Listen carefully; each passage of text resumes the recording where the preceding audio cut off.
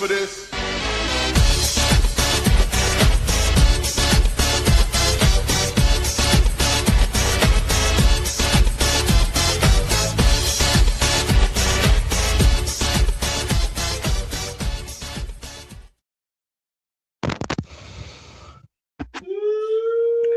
All right. Welcome everybody to another episode of Meadow Drive Hoops, episode 12. I am Drew, and with me here as always, Tony. And Mike should be joining us in a little bit. He's got to take care of some things. But yeah, we're gonna I guess start off where we left off, because I remember last week we were doing Bleacher Report's list of the 99, not 100, which is weird, 99 best NBA players currently. And of course, Anthony's making a racket over there. But are you good? Yeah, I'm good. Okay. Last week, Anthony had to dip out for a personal reason. So we're basically just catching up where we left off. But how are you, Tony? How you been? I'm doing good, man. I'm doing good. I'm glad to be back. Locked in. I'm focused. And we got a lot of things to discuss.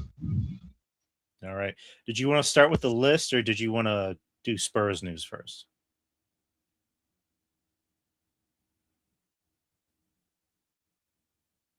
Is that a yes or a no? We could knock off the list real quick, because I just want to probably get to 10 or 15 of those guys. And then from there, we can kind of carry it over to some Spurs news. All right.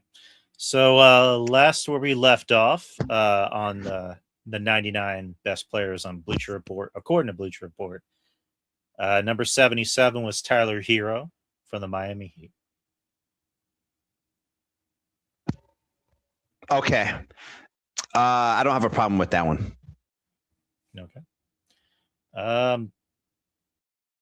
It's weird. He's putting up good numbers. He's averaging, I think, 21 a game.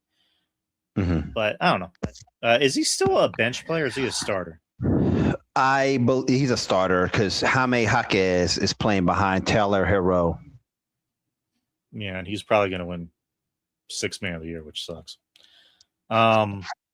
Number 76, Peyton Watson from the Denver Nuggets. I don't think Peyton Watson is better than Tyler Hero, my personal opinion, but he might do other things that might be conducive to equal out. But if you're asking me at face value, Hero or Watson, I would more than likely take Hero.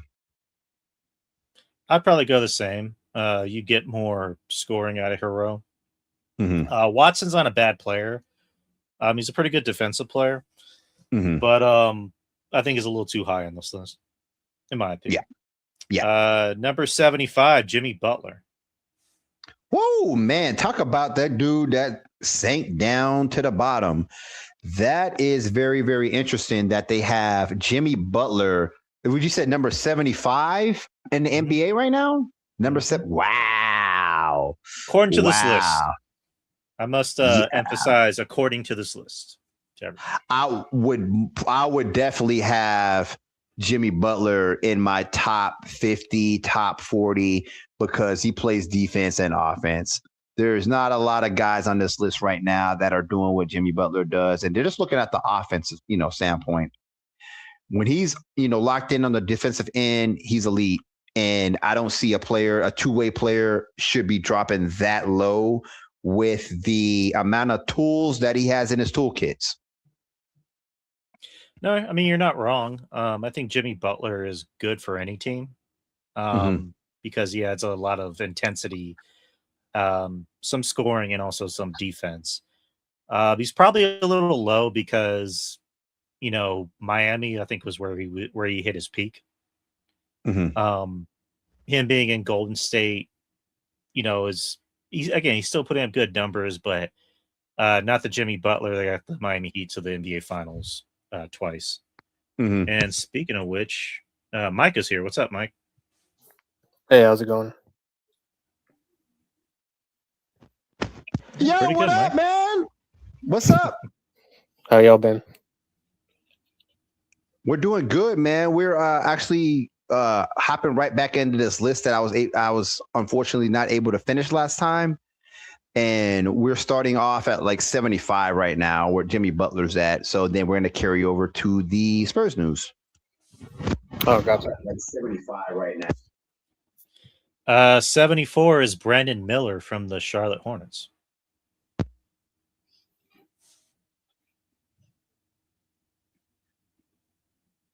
Tony? Brandon Miller should definitely be a little bit higher, but I understand why he's low right now. He's a young up and coming, but his potential is through the roof. We saw him live, me and Mike Myers at the Hornets game, and he did not disappoint. Yeah, he was phenomenal. Yeah, he's really, really good. He's really, when he first got drafted, he was, I think he was just an okay player, but over the years, he's really developed into a future all-star. I think the Hornets are going to be a really fun team to watch in the next coming years. It looks like they're going to be a play-in team. I wouldn't be surprised if they actually made the playoffs. I think if they can stay healthy next year, they could possibly be like a top 6 team in the East. But we'll see. Number 73, RJ Barrett from the Toronto Raptors. Mike? Well, he's a good defensive player. Not the best offensive player, but I think his value is more defensive, especially rebounding. Yeah. RJ Barrett, I think he is where he is and is perfect. I think that's a perfect niche spot for him. He is a long, rangy point guard. It's crazy that you think he's a point guard, but I think his natural position is a point guard. He's 6.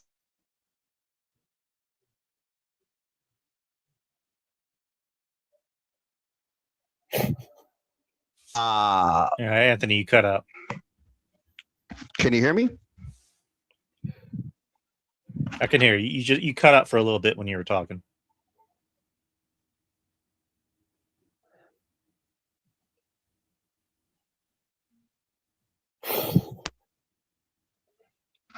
Can you hear me? I can hear you. Can you hear us? Okay, cool. So RJ Barrett, yes, he is where he needs to be in this list. He's very, very good. He's 6'7", 6'8". He's a point guard, and he can see the floor very, very well.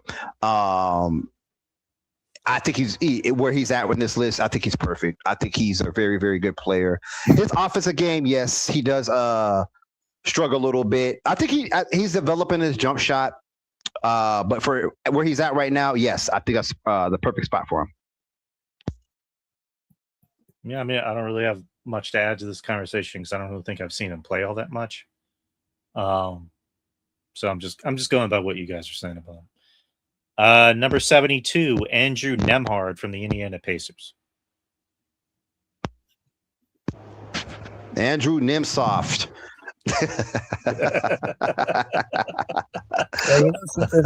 You know something about Andrew Nembhard? He's one of the best players at pulling chairs out from under other players when they're attacking. He's very good at getting out of the way and allowing players to fall when they try to post up and do moves against him in the paint. But I think that just his defense is just phenomenal, and that's one of the reasons why the Pacers got to the finals, in my opinion. Yeah. Yeah, I think he's good for Indiana. I remember last year in the playoffs, leading into the finals. He was I just remember him always hitting some pretty big shots. So I like him with Indiana. I don't know if he should be this high, but I'm fine with him being on the list. Number 71, Asar Thompson from the Detroit Pistons. He's up and coming defensive player, but I personally wouldn't put him in the top 100, and that's just me. His brother, on the other hand, definitely. Mm-hmm. But I think he has a pretty high ceiling, so I think he'll only get better. Man, I'll tell you one thing about those Thompson bros. They can do everything that you need to do for them or that they need to do on the court, but shoot a damn jump shot. That's it. Like, they're good, but I mean, damn, like if they can knock down the jump shot, then I think for both of them, that'll allow them to ascend to new levels. Yeah, agreed. Like, why is his brother a starting point guard for Houston? That makes no sense. Oh, it should be Reed Shepherd. Exactly. It was like Van Fleet's out for the whole season. Like, put Reed Shepherd as the point guard, and they'll be fine. But whatever. What do I know? 70, Drew Holiday, Portland Trailblazers. Drew he's a good perimeter defender. He may be a bit older now, but he was one of the best defenders a few years ago, which is why he has those, what is it, 3 championships? 2 or 3 championships. Neither of those teams win championships without his defense and his big 3-point shooting as well. Yep. Drew Holiday is never going to be the star on your team. He's always just going to do what everybody else doesn't want to do. And he fits in the systems very, very well for whatever I got going on. And the one thing you always hit on him with is his defense. You don't have to worry about that. So he's a good system player for whatever your team needs. And I feel like he fits exactly where he needs to be on this list. He's a good addition to any team. And kind of like how Tony just said, he's never going to be your star. I mean, he's a starter regardless, but he's not someone that is going to be your star. He's always going to be the X factor of any team. And any team that has him is always going to be lucky to have him. I mean, because he got Milwaukee a championship and he got Boston a championship. And for whatever reason, Boston traded him. I don't know why, but I think they're going to regret that because that's what I was going to say too. They're going to regret that in the playoffs. Well, they had to trade Porzingis and Drew Holiday because Tatum and Jaylen Brown have $300 million contracts, both of them, and I think Jason Tatum's is somewhere up close to $350 million. So literally, you're taking up like 4 roster spots with those 2 players' contracts. So they had to get rid of Porzingis and Drew Holiday. And I mean, it was kind of like what OKC's going through right now. Shea, Jay Will, and Chet. They're not going to be able to hold on to all those players for a long time. But when it comes down to 2 or 3 years down the line, they're going to have to come off of one of those players. So I think that's the situation they're going through right now. I don't know, like, who exactly is a max player nowadays? There's very few max players. Wemby. He's about to get a $500 million contract. I know y'all don't want to talk about that, but we're going to have that discussion soon. No, we don't. Let's not talk about it. Let's start there. I don't know. Obviously, Wemby is the face of the team. $500 million, though? Yeah, it's coming because the salary caps keeps on going up higher and higher and higher every year. So yeah, we're gonna have to pay those soon. I mean, what happens when you have to re-sign Stefan and Dylan and Devin and I don't know, fill in the blank. Like that's a lot of money. Well, let's just hope he is actually what he says he is being a Spur. And because Tim Duncan took pay cuts. So if it's in his DNA to do that, then we would love to have him. But, he's going to command that. But let's just hope he is willing to take pay cuts. Yeah, true. 69, Peyton Pritchard, Boston Celtics.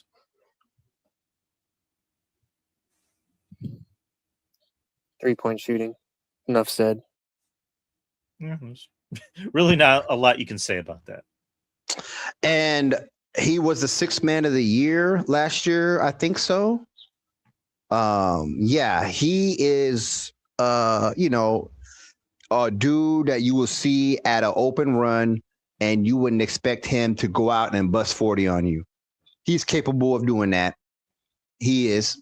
He is coming off the bench, and he reminds me of the dude from the Indiana Pacers, TJ McConnell.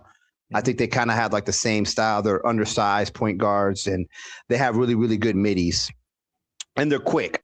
So yeah, Peyton Pritchard, he's a scorer. So he just goes under the radar. People aren't expecting him to do. I think he should actually be higher, which is crazy maybe to think, but I think he's a capable and more than willing scorer. And yeah, he could surprise you. 68, Naz Reid. Well, Naz Reid is fantastic. I had been hoping he would go to the Spurs because there were rumors that he would previously come to the Spurs or that he was interested. He's a 3-and-D wing type player. Pretty good defense, pretty good 3-point shooting. He's someone you definitely want on your team. He's like one of the better role players, honestly, in my opinion. Mm-hmm. And the funny thing I just mentioned, Sixth Man of the Year. He won Sixth Man of the Year a couple years ago. Naj, and he is good, and he works well for what the Timberwolves got going on in their system, and he's just able to plug and play. Get him in there, he's going to drop 15, and depending on if he has a fast night, he might drop 25 to 30. But yeah, he should be higher on this list also. He has such a weird looking. Well, I shouldn't call it a weird looking shot. He just kind of has a very basic looking jump shot, and it always goes in. Like every time he gets open, it's money, regardless of where he's from. But he's a guy. I think. Go ahead. He's a guy. What? No, I'm saying like he's someone that anyone would want on their team. He has a big face. I call him Jordan. Big face. 67, Nickeil Alexander Walker from the Hawks. He's an offensive player. He's good at making buckets, especially 3-point shooting. I've seen him take over games on his own, but he doesn't really play defense as far as I can remember. I've only seen him play so many times, but wasn't he on the Timberwolves before? Mm-hmm. Yes. Dang, I didn't even realize he got traded. He wasn't traded, man. He walked off at free agency, and they were the ones that were able to pay him the big money. And, the Timberwolves would love to have him back last year in the playoffs. He played very, very well. But I feel like him being in Atlanta right now, kind of like Jonathan Kuminga, he's able to showcase his skills, and they're going to be a force to be reckoned with. So, yeah, he is pretty good, and he's able to, not be in the shadows of Anthony Edwards or Julian Randle, and he's able to, be one of the main focal points. And, yeah, he's showing out. That's terrible because, we have Atlanta's first-round pick, and now they're doing good since they got Kuminga. Yeah, they're on like a 3-game win streak. Yes, yes. Atlanta draft pick alert. Atlanta draft pick alert. Yeah, apparently they want to start playing ball now. That part. Oh, assholes. Couldn't wait till the end of the season. Number 66, Josh Hart, New York Knicks. For me, I think he should be ranked lower. I think there's people before, definitely the Sixth Mans of the Year, Peyton Pritchard and Naj Mahal. I think they should be ahead of him. I think he needs to drop a little bit lower in the 90s or something like that. I think he plays really good defense, but yeah, he struggles offensively a lot, which hurts the Knicks. So yeah, I would actually drop him lower as well. I mean, I think he's fine where he's at. I think he's probably one of the more important players on the Knicks. Obviously, it's Jalen is the main player. He's the star player. Cat has to be good. He has to be great for the team to move on as far as it can. Nah, I'm not gonna let you scapegoat with that. Continue, go on your little soliloquy.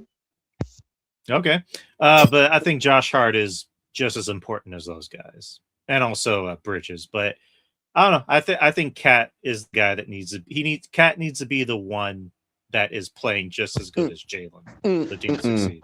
Nah. Jalen Brunson's the best player on the team. I just said that. Okay, yeah. Okay. Everybody who just want to be like cat. I got it. Cat is cat, and he's just gonna, meow. But fucking Brunson is the best player on the team. If you that dude, you need to make something happen. I'm tired of all the blame going to Cat. Jalen Brunson's the best player on the team, and he's fucking 6 foot or 5'11". Nigga, make it fucking happen. Fucking go out there and fucking do shit, and fucking you're the best player. I'm tired of all the blame getting shifted to Cat. Jalen Brunson is the best player on the team. I like how mad you get every time I bring up Jalen Brunson in a conversation. But these are the facts, though. Like I'm tired of people deflecting blame to somebody else that ain't the best player. It couldn't be LeBron James's fault that they're losing. It's Luka's fault. It's Austin Reeves' fault that they don't play defense. But nah, you know what I'm saying? I'm just using an example, but the dude's the best player. He needs to get something done. He needs to be that dude at the end of games to make something happen. If you that dude, you get paid the max contract. You got Mikal Bridges, traded away 4 first-round draft picks, to get him over there because he's your best buddy from Villanova with Josh Hart, and you want to be homies and play with the Knicks together. You got that done. I need you to show up. So that's my thing. Clip that, StreamYard. Please clip that. That was great. Anyways, let's move on. 65, Dylan Brooks. I think he should be higher, but because I think he's one of the best perimeter defenders in the NBA. His shot is obviously something he's still got to work on, but the level of defense that he brings to every game that he's in. And I think that even though the Rockets are struggling, the Rockets have been doing pretty well, I think they still miss his defense, and they're going to miss it in the playoffs. Yep. Talk about a guy that what he does doesn't replicate on the stat sheet. You're not going to see his deterrence, his ruffling feathers, his trash talk on the floor that might be getting to somebody's mental. When you go to play against Dylan Brooks, you need to be mentally and physically tough. And he is going to find out if you're the best player on the floor, if you have that. And if you don't, he's going to get under your skin. And he has improved his offensive game and his scoring averages from previous years because, he is going to be a secondary or, third focal point in the office. So he has improved his game. And yes, I think he should be a little bit higher on this list. And he almost made the All-Star team. Yeah, and then he broke his hand. And he got suspended for crashing out. I can't fucking stand him. I seriously can't. Like the way Tony's gonna rant about Jalen Brunson every time I bring him up in conversation, especially when I say, and don't let Tony hear this, big body Brunson. Dylan Brooks, I can't stand. I will give him his due. He's had a really good season this year offensively. If his dumbass didn't break his hand and crash out, he would have made the All-Star team. But he's a fucking moron, and he's proven that he's a fucking moron. Like, in the playoffs when he's like, "Oh, LeBron's old. He's too old," and I don't even like LeBron, but LeBron pretty much made him look like a bitch. And then this season, he's like, "I got the blueprint for Wemby. I can stop him," and then he gets suspended for the next game that they were playing against the Spurs. So, fuck Dylan Brooks. That's all I gotta say. 64, Isaiah Hartenstein. I think he's too high on the list. But with that being said, he knows his role, It's rebounding. Mhm. He gets some passes here or there. It's rebounding and basically alley-oops or dunks. So basically, he knows his role on the Thunder, and he commits to that role. Mhm. Yeah.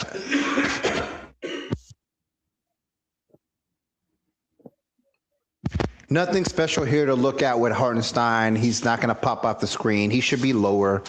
He just is what he is. He's just there for defense and rebounding, and he should be lower. He might be higher because he won a championship. Agreed. I mean, I think he's a very good player, and I think anyone would be lucky to have him on their team. But 64, no, I don't think he should be. I don't even think he should be in the 60s or the 70s, maybe the 80s.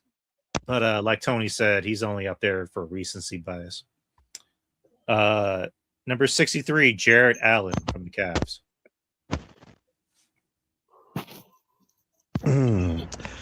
Jared Allen, he is a rebounder and a defensive stopper. I feel like James Harden's going to unlock his max offensive potential because he is famous for, giving big men MVPs. Mhm. And Zubac had a career year with the Clippers. I think he was averaging like 21 or 22 or something crazy. But what James Harden likes to do is pass to the big man and get his assists that way, which is nothing wrong with that. And Jared Allen, he's always been kind of suspect offensively. But now that James Harden is going to be delivering the ball and him and Evan Mobley, they're going to be getting a lot more opportunities. So right now, I would say that's a little high for Jared Allen. Should be a little bit lower, but that's just my opinion. I do think he's one of the reasons why the Cavs are doing so well this year. Him and some of the other Cavs players, they've kept that core group somewhat together, and they've been able to build chemistry because of that. He's a good defensive player. He can get rebounds. He can get blocks here or there because of his height, but I don't think he's anything special. All right. Yeah, same. I mean, kind of like Hartenstein. I would maybe rank Jared. I would obviously rank Jared over Isaiah Hartenstein, but 63, I think that's a little bit of a stretch. Maybe like the 70s. That's kind of where I'd put him. 62 is Darius Garland from the Clippers.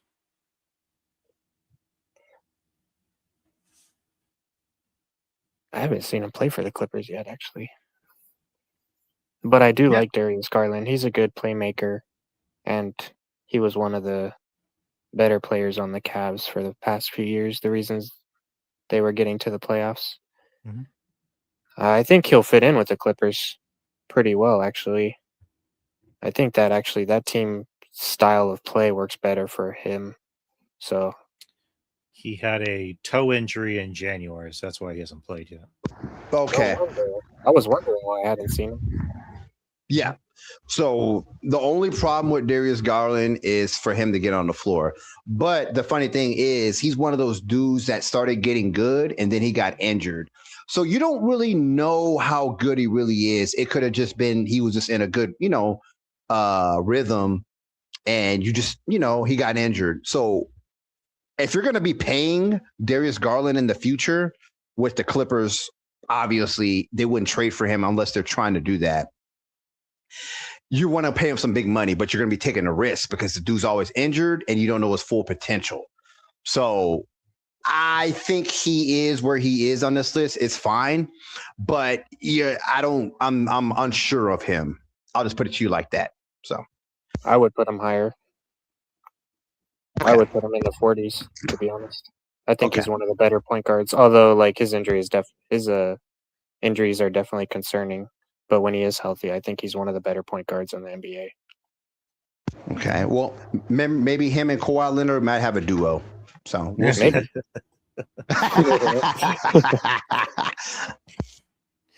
61, Jaden McDaniels from the Wolves.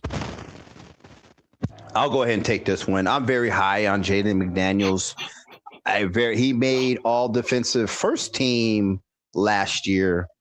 I believe, maybe first team or second team. But yeah, he is a defender, and that's one of the cogs in the machines that I'm afraid of when we play the Timberwolves in the playoffs. If they put Jaden McDaniels on Wemby, it's going to be for Wemby. It's going to be tough for him. One thing I've been noticing in Wemby's game is like when he gets the ball in the top of the key or just at the top of the paint or the 3-point, like he tries to dribble, and I don't see him getting around or utilizing his dribbles more. He's like trying to cross you up. And I'm just looking at Jokic, and he's just doing a casual dribble and just, back, and he doesn't do all that fancy stuff. But anyways, that's besides the point. Jaden McDaniels, yes, he's on the list where he should be. Yeah, to kind of echo what Tony just said about the Wolves, like everybody on that team is important. I mean, obviously Anthony Edwards is the best player on the team. Naz Reid is like lethal off the bench. And then you have Jaden McDaniels, who's just like a hell of a defender. I don't think he gets enough credit for that team's success. So that's my whole thing is I just hope the Spurs don't match up with the Wolves in the first round. That's kind of my... I think we all agree on that. I do not want to see the Wolves in the first round. I'd rather see Phoenix. I'd rather see the Warriors with Curry going scoring 50 against us each time. Yeah, I'd rather see Lakers. Yeah, so we could beat their ass. That's a dream. That's the dream matchup. If we see the Lakers first round, sweep, then yeah, that would be nice. So okay, let's just move on. Sorry. So I was wrong about something. I was 1,000% wrong about something, and I'm happy that I'm wrong. Number 60 is Stephon Castle. Hey, I didn't see him on the list. Like the list that I had, it had like literally everybody like named, and I didn't see him unless I obviously missed him. But number 60 is Stephon Castle. Yeah, because I even asked you about it. Yeah, and I looked. I'm like, wait, why isn't Castle on this list? I was like, there's no way he's not in the top 100. I would put him in the 30s or 40s, but I might be a bit biased on this. But I do have a hot take. Wait.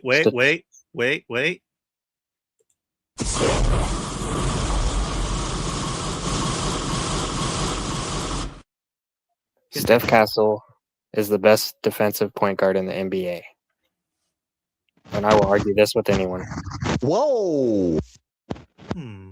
Stephon Castle is the best defensive point guard in the NBA. Yep. I mean, he held Cade Cunningham to like what, 15 points? He did lock down Cunningham. He can lock down point guards. He can lock down power forwards. He's locked down centers. His perimeter defense has somehow gotten so much better this season, and it was already really good last season. He's able to, get behind people and get steals, poke the ball away from people. He's able to rise up. We've seen him rise up and get blocks above the rim. Like, what hasn't he done defensively? Tell me. Because he can do it all defensively, and he's proved to me this year that he's the best defensive point guard in the NBA, in my opinion. Can't argue. I mean, maybe just biased commentaries, as Tony would say, but Stephon has been doing a hell of a job locking up some of the best players on the court. And it's not even guards, it's forwards. Sometimes it's big men. And he's just fearless. He's one of those guys of, give me your best player and I'll lock him down. I'll give him problems. So maybe it's just recent. Maybe it's just biased commentaries on our end. But our boy Steph, he's if we're talking about Wemby being defensive player of the year, which more than likely he'll win, knock on wood, if he doesn't lose any more games or miss any more games. Stephon Castle should be considered for all team defense first, or all first defensive team. Yeah, we'll have to see how they do it at the end of the year. Yep. I have no argument or retort to that because I don't know any other point guard that we can name that is like, okay, he's a defensive point guard. I don't know anybody off the top of my list. Patrick Beverley's out of the league now. Last time I heard from him, he played in Israel. I just don't know. Like I think Gary Payton was like the last good defensive point guard. Yeah. the glove. The Yeah, glove. defensive player of the year. And Castle's bigger than him. Castle's 6'6", 6'7". So He's is he a really problem. a point guard though? No, I don't think he's a point guard. He's a shooting guard. He's like a wing shooting guard, small forward. Yeah. So when he came out of Connecticut, where was he at? I think he was at Connecticut. Was he at Connecticut? UConn, yeah.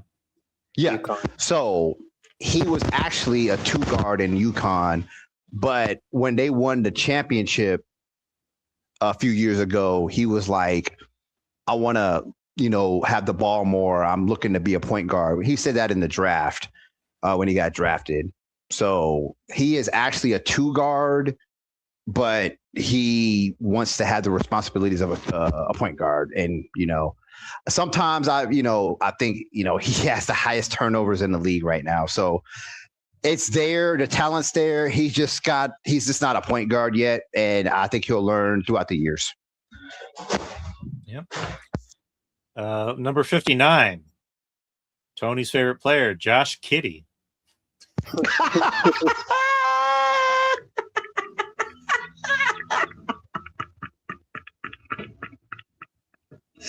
Oh my gosh. It's really hard to grade Tim because it's really hard to grade anyone on the Bulls because the way they started out so good and now they're like the worst team in all of NBA. Like, didn't they have like a 10, 15 game losing streak? I think they matched the Spurs streak, if I'm not mistaken. Like, Spurs had 10 wins in February, and the Bulls had all losses in February. Yeah, and they just snapped it yesterday. Look, like just like his ankle got snapped by DeAndre Hunter. That's all I got to say about him. I ain't saying nothing else about Josh Kiddey. His ankle got snapped. I knew you'd bring that up.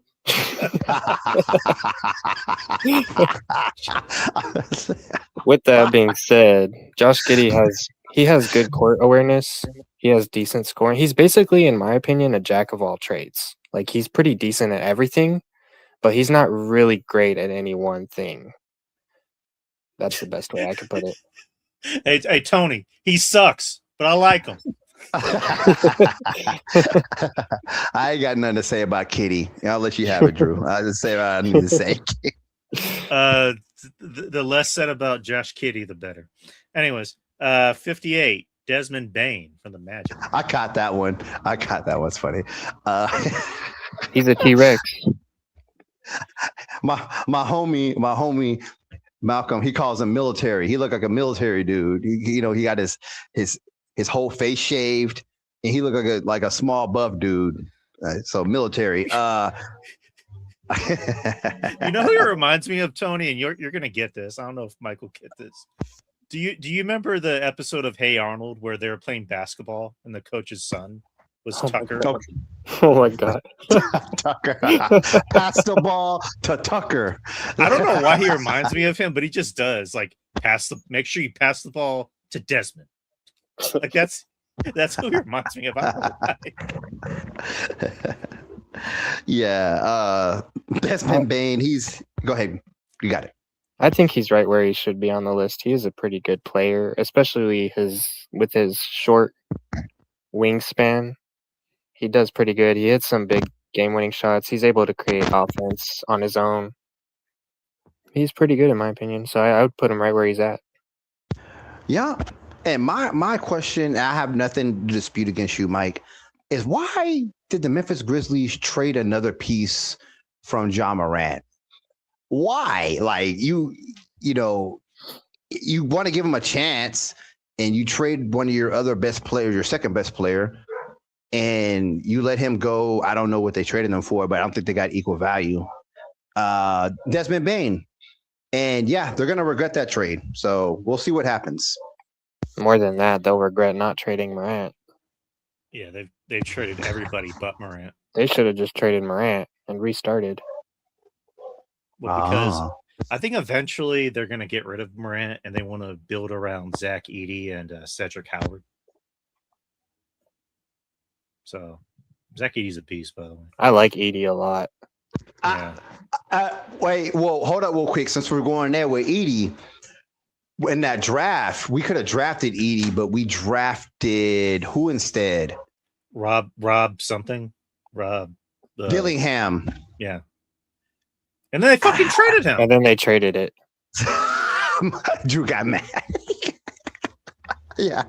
They could have drafted Zach Edey. They could have drafted Donovan Klingon to join Steph. I think they did that for money reasons, though. I think they were thinking that they wouldn't be able to keep both players that they drafted because they would have to pay both at the same time. At least that's what I heard when it happened, but I don't know how accurate that is. Oh, if I look at Zach Edey now, he's really, really clunky. I don't see a lot of movement in him. He does have a 3-point shot, which is oddly weird. I don't know what he shoots, but I've seen him make a few 3-pointers. I'm kind of happy that we did pass on him, though, which is weird. That sounds weird. Yeah. Nah, if you have Wemby and Zach Edey in the paint and you're playing zone, nobody is scoring in that paint. I guarantee you that. Nobody. Mm-hmm. Nope. Okay. All right. I guess we're just doing the rest of those. 57, Trae Young from the Wizards. He hasn't really played all that much this year. You care to expand on that, Drew? But he hasn't really played all that much this year. That's kind of where I was going. Like, he's been hurt for most of the year, and then he got traded to Washington, which he's actually making his debut tonight. So I don't really have anything else to add, but I don't think he should be this high just based off of injuries. I think he was one of the better point guards in the NBA until he got to the Hawks to the conference finals. And then I think after that, he kind of dropped off.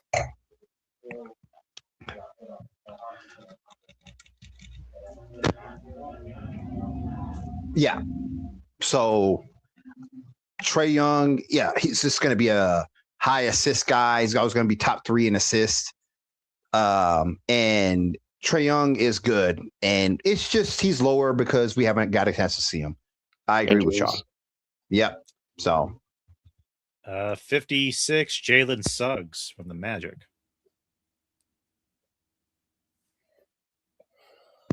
I don't know too much about him, so I'm gonna stay out of that one. I got nothing. I don't have enough to talk about him. All right. 55, Keontae George from the Jazz. This guy's going to be something. I mean, he's already on his way. The way the Spurs were playing against the Jazz, and this dude was just always on.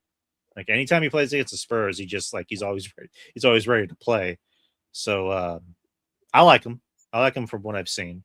I don't like playing against him, but I like watching him. He's a hell of a player. Who was it again? Keontae George. Oh, Keontae George. Oh, that's right. Yeah, he does go off. He's a Spurs killer. He goes off every time.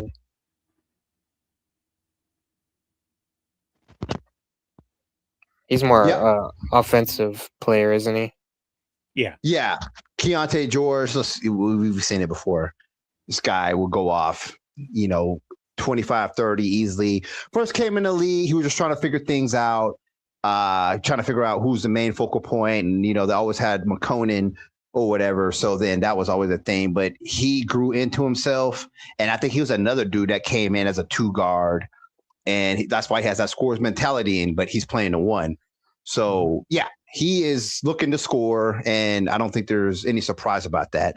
And, he has a lot of talent. So he should be higher. No, actually, he has the potential to be higher, but where he's at right now is perfect. Yeah, agreed. 54, Ivica Zubac Zubac, I'm sorry. Zubac. He's a good quality center. Did the Clippers trade him? I think they did, right? Yeah, Indiana.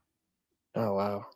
Yeah, so Halliburton has him now. So I think Ooh. with Zubac, his max potential and his ceiling is always going to be with an elite point guard as a pass first. So you're going to get the most out of him. You can get a 20 plus, per game score in a season if you have a point guard like a James Harden or Halliburton unlock him. But if you have like a regular normal to mill point guard, you're not going to get that. You'll probably get something around like 14 to 15 points per game.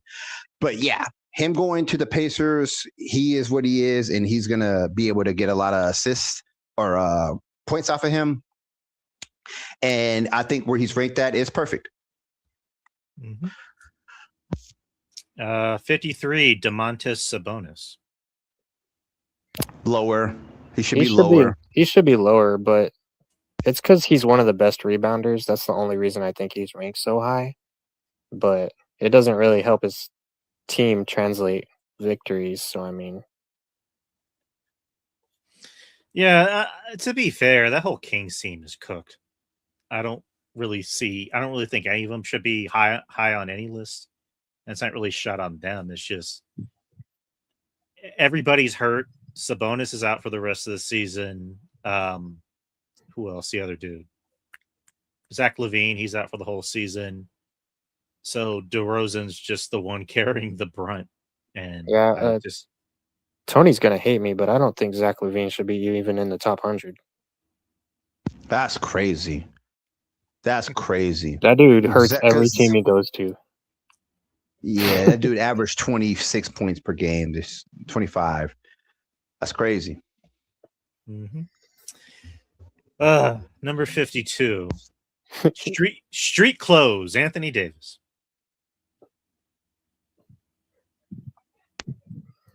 Well, the dude with glass for bones.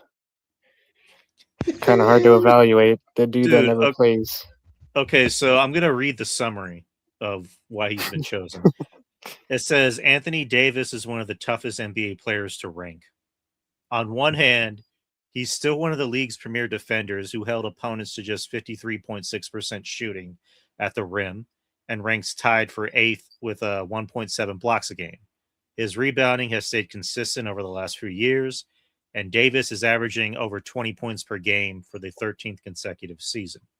Unfortunately, injuries have cut short yet another season for the 10-time All-Star, who's not expected to play for the remainder of the year following a trade to Washington. He'll finish the 2025-2026 season at just 20 games and has averaged 46.5 contests over the past 6 seasons. The Wizards bought low on Davis by giving up 2 bad first-round picks and can afford to give him the next 7 months to get completely healthy before training camps open up. A healthy Davis is still one of the best two-way big men in the league. But how much can we actually expect him to stay on the court? Yeah, he's one of the better power forwards in the NBA for those 15 to 20 games he plays every season, in my opinion. But he has to do something like how Porzingis did with the Celtics, because he was always injured. He needs to be on a team that doesn't need him. Yeah, that makes a lot of sense. But when he is there, he'll be contributing. Kind of like he doesn't need to be the second option anymore. He could be the third option somewhere, which is no disrespect. He has the talent of a first and a second option, but he's not dependable. So, yeah, he should be exactly where he's at because he's in the middle as far as, he could be like top 5. And then, if he doesn't play enough, then he'll be like bottom, 75 or something like that. So it's just all depending upon his availability. I feel so bad for Klay Thompson. That dude went to the Mavericks to win, and oh man, I feel so bad. 51, Brandon Ingram, Raptors. Ooh. What's his name? Brandon Ingram. Wasn't he the one that just missed that game-winning shot against the Spurs? Or game-tying shot by hitting the three-pointer off the backboard? Yep. I still Yes. found that funny because he didn't shoot a three that whole he didn't make a three that whole game, and they drew up a 3-point tying shot for him. I still found that funny. But I do think he's a really good player, especially he's good offensively and defensively. He's not the best 3-point shooter, but he can definitely hit those middies and he can get in the paint. And he's pretty good with his lankiness at doing that. Yeah. Brandon Ingram, he's really, really good. Elite. And yeah, I think he's where he should be right now. He's really, really good. All right, so we're at 50. Do you guys want to continue the whole list, or do you guys want to do the news? Or yeah, we can do the news. No, because I want to transition into something right now.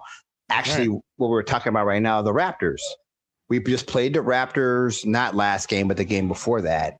How did y'all feel about that pull-out win when the odds were stacked against us, and we weren't making our free throws, we weren't making threes, we weren't doing anything. We let the air out of the ball. But the fact that we found a way to still win, I felt like a playoff win in a way, because it lets me know that if we get, caught in these situations in the playoffs, we can win dirty games. I think at the end of the day, it's always going to be about matchups, because we'll obviously talk about the Knicks game in a bit, but I was happy with that win because there was a point where the Spurs had a lead and then Toronto just went on this huge lead, and then the fourth quarter happened and the Spurs just got all that momentum back. So it's the difference between both teams. Toronto's a very good team, but they're not going to win a championship. They're not considered a championship team. They're just considered a playoff team. The Spurs are about business. They're about winning a championship this year. So I was very proud of them for that win because they didn't give up hope. They just kept attacking, and hitting shots, especially De'Aaron Fox. So yeah, that win made me happy. What about you, Mike? I think it was a good grind. They grinded it out to win, but I don't think they deserved that win. Because I think the way that the Spurs played the last few minutes of the game, they basically were acting like they had already won the game when they hadn't. I mean, those missed free throws. Oh, sorry, Tony. Go ahead. Sorry, go ahead. I was going to say those missed free throws, those are going to be huge in the playoffs. If the Spurs aren't able to hit free throws in the clutch, that could be huge and cost them games and even, cause them to lose a playoff series.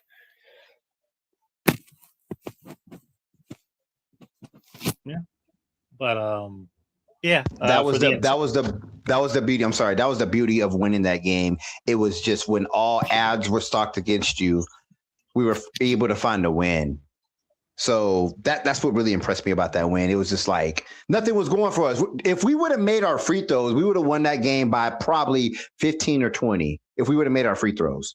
But the fact that we're still able to find a win when I feel like a playoff win, like you had to dig deep and try to find other areas to win. And that just shows a lot of growth in this team. Yeah, agreed. That's fair. Yeah, for the entire month of February, the Spurs went 11-0, which is, correct me if I'm wrong, the first time any team has went undefeated for a whole month.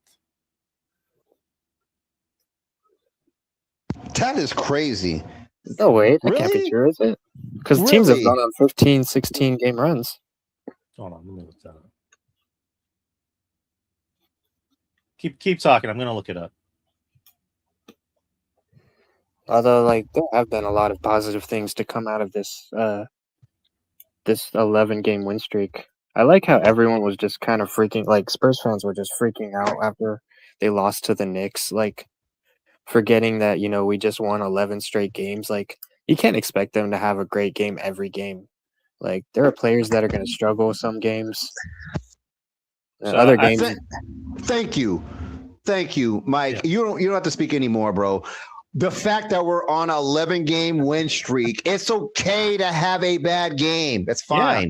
Yeah, exactly. That's fine. That's fine. Like we're tired. Like, so at a certain point, it's just like you break. But I have nothing wrong with that loss. It was just I felt like we were just tired. I So only have one complaint about that loss. I think Vassell should have been taking more shots because he had been carrying this team for the last week. And he only took like 8 shots that last game, if I'm not mistaken. this is true. This is true. That Vassell dude has been going off and he has had a flame. I don't know what's been going on, but yeah, he's on one of his hot streaks. He's hot right now. And yeah, he should have had more shots. Okay, so I have the facts right here. So they're not the first team to go undefeated in a month. So let me just name them right here. The Spurs went undefeated in a month 3 times. In March 2014, 14, yeah. March 1996, and also just recently, February of this year. The Atlanta Hawks went undefeated in January of 2015. The Phoenix Suns, November 2021. The Golden State Warriors, November 2015. The Clippers, December 2012. The Boston Celtics, December 1959. Houston Rockets, November 1993, February 08, and February 2018. The Knicks, March 1994. The Chicago Bulls, January 96. And the LA Lakers, December 1971 and November 1971. Yeah, most of those make sense.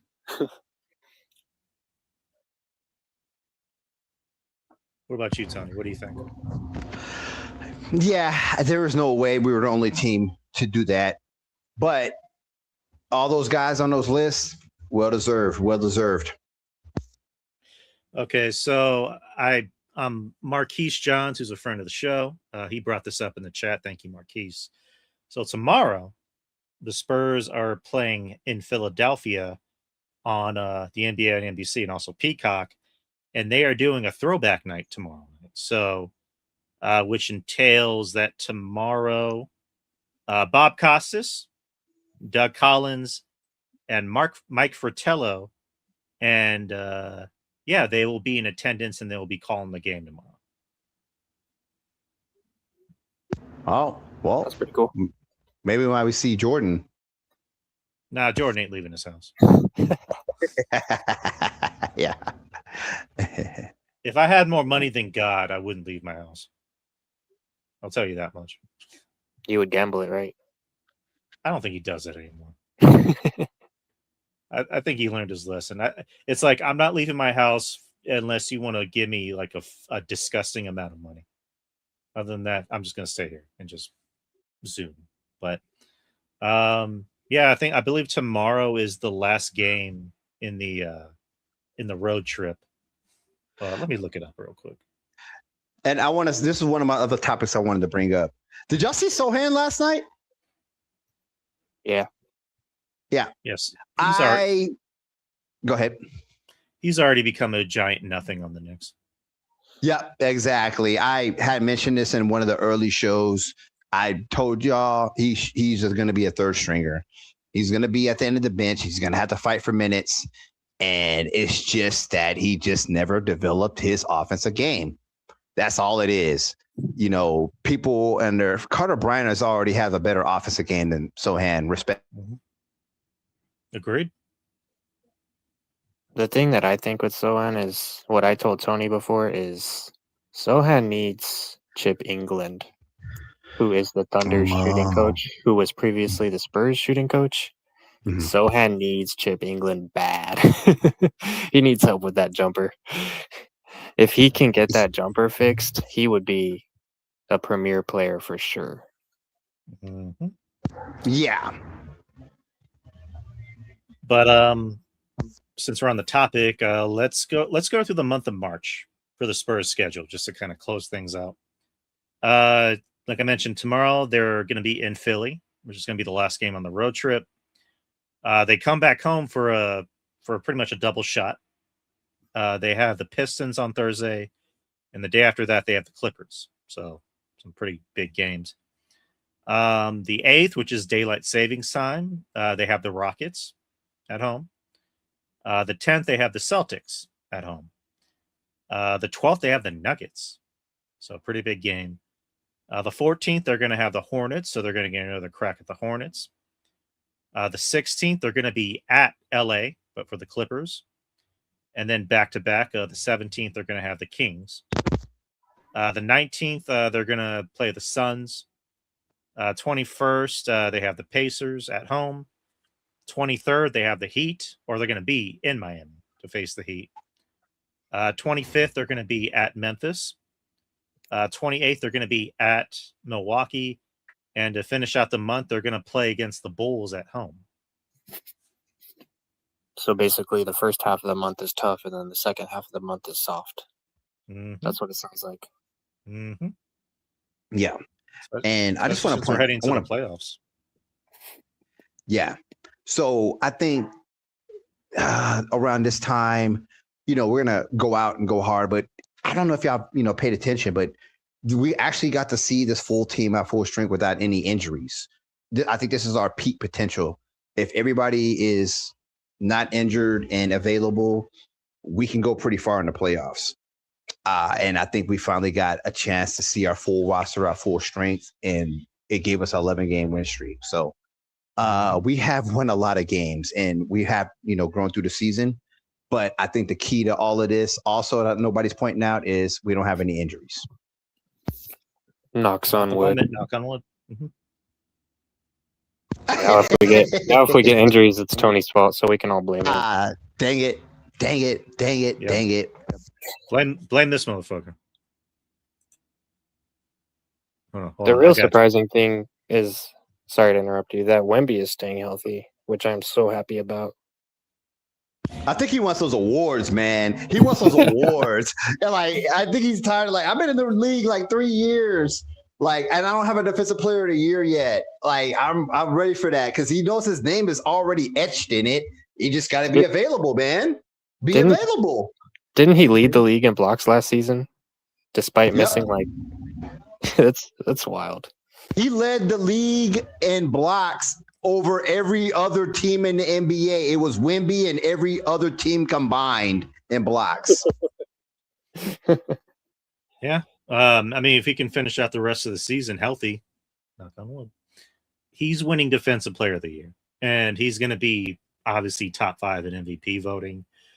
I think if SGA loses more games, he's in danger of not being able to qualify for awards. Jokic is up there too. So I think if those guys end up being ineligible, it's going to be between Cade Cunningham and Wemby as far as MVP votes. Wemby can miss 4 more games. That's it. And then after that, he's out of awards. But he hasn't missed a game in a month. So no, he knows if it's at stake. He's ready to win awards. But we probably shouldn't say it too loud because then he might get injured and people are gonna come after us for saying that shit. I want to point out one thing, and this was one of the things on my topic list with Wemby or the Spurs. I've been noticing he's gonna always be kind of like a Jokic hanging out in the 3-point line. Cool, I got it. But it's funny to me how Jokic can dribble, how Embiid can dribble, how Antoine or Giannis Canopo can dribble. These guys can dribble the ball, and Embiid can dribble.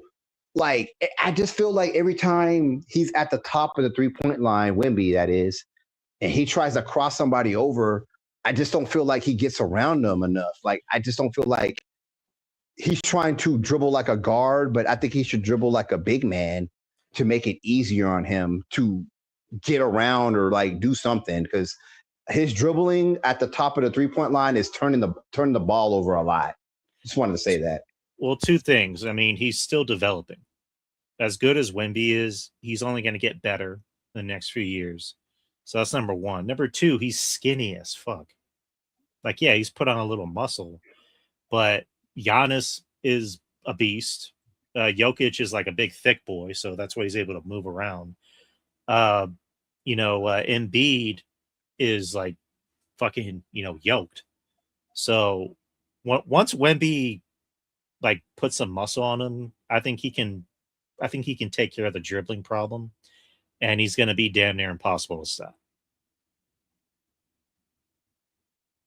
Okay. So what you're kind of saying is that we should give him 1 more year or 2 more years when he packs on muscle, then we can be able to judge him on that. Yeah, I mean, if it's like year 7 and he's still having these problems, I'm like, okay, Wemby, come on, we got to do something about this. It's the same thing with Castle. Castle's one of the league leaders in turnovers, and it's like he's in year 2. It's like, let's give him a few years, and if this is still a problem, it's like, okay, we need to have a serious discussion. See, and I like how you put that, because what has Chet shown us? He's been in the league 3 years because he got drafted with Wemby. Dude, I don't see any. I don't think he's been in the weight room. Mm-hmm. I don't think he's been in the weight room. And dude, I see Wemby. Go ahead. No, keep talking. You said, dude, is what? No, well, I was trying to look for a prop, but keep talking. Okay. No, that we look to Wemby from year 1 to year 3. Oh, man, Wemby's yoked. He's yoked, and he's yelling in the middle of the court at the OKC Thunder, wishing to do something about it, because Wemby didn't work on his game, or Chet Holmgren didn't work on his game. But this is Chet Holmgren, essentially. This is the size of Chet Holmgren. He has not built up any muscle. That's so stupid. That's funny. But Mike, do you got anything to add to that? No, actually, I like Chet. I'm one of the probably few Spurs fans that actually like him. So no, I don't have anything to add. Okay, well, you also like Kawhi Leonard too, so you're a few No. Spurs fan I love that. Kawhi. I love Kawhi Leonard. Let's get that straight. That dude helped us win the last chip. So hold on.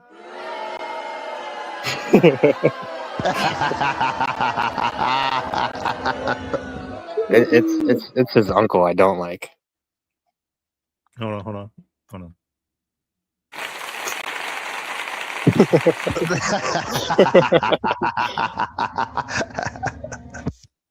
Although, Kawhi was doing great until he went where he wanted to go.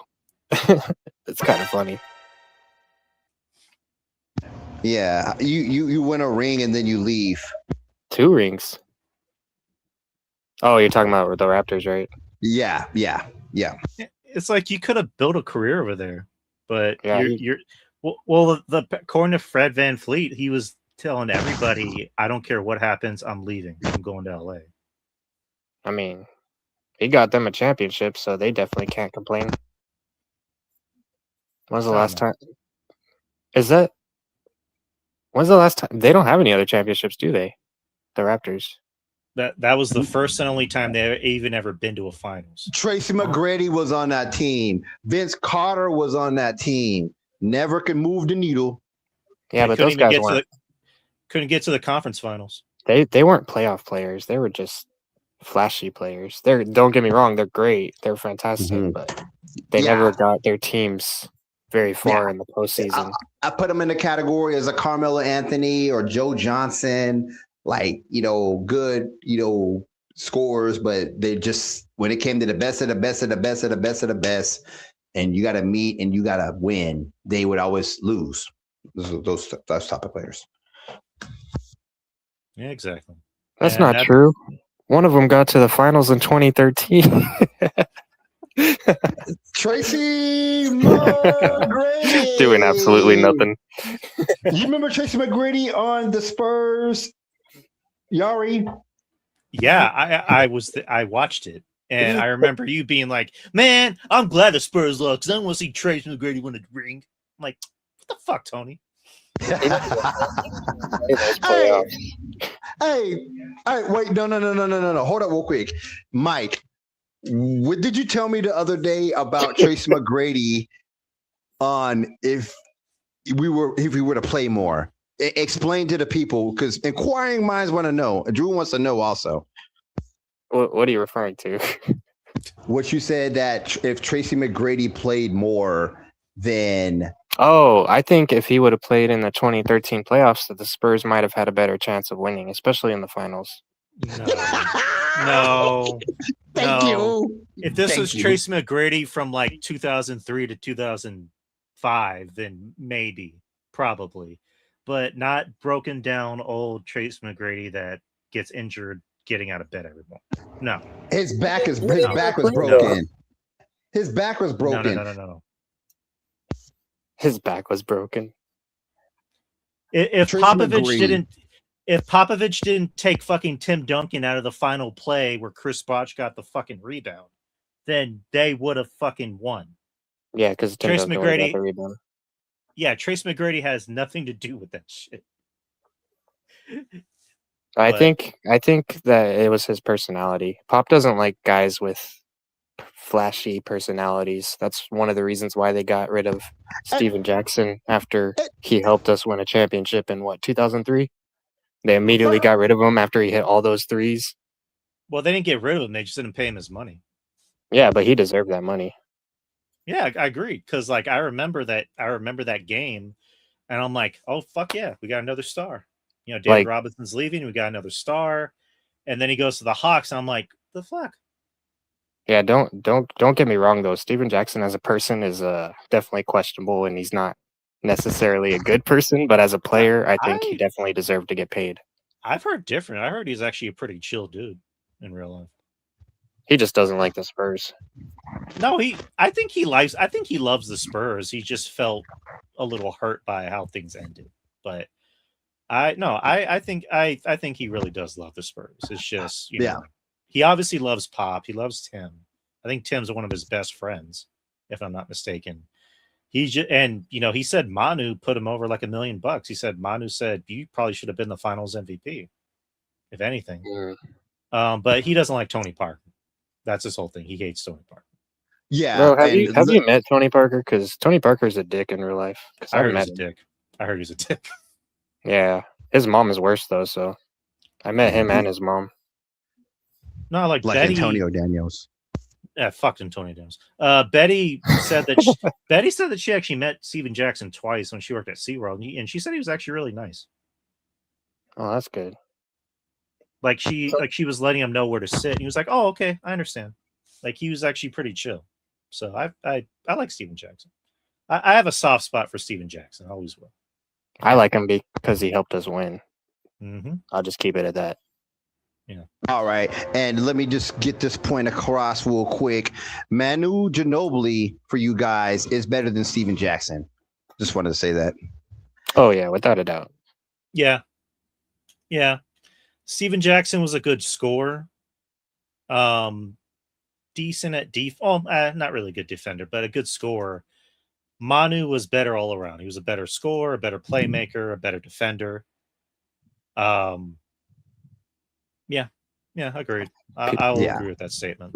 Manu's underrated though, because he played 6-man for most of his career, and he could have gotten a lot more points, steals, rebounds, if he actually played the starter minutes. He even got Olympic team gold.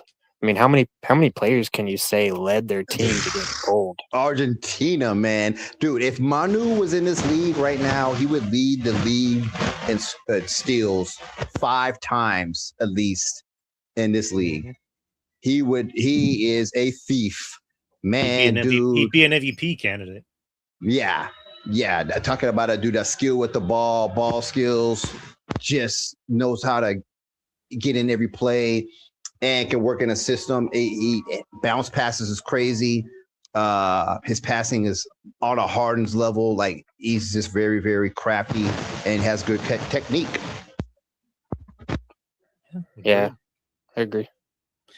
All right. Well, that's a good way to end the show. Thank y'all on YouTube for watching.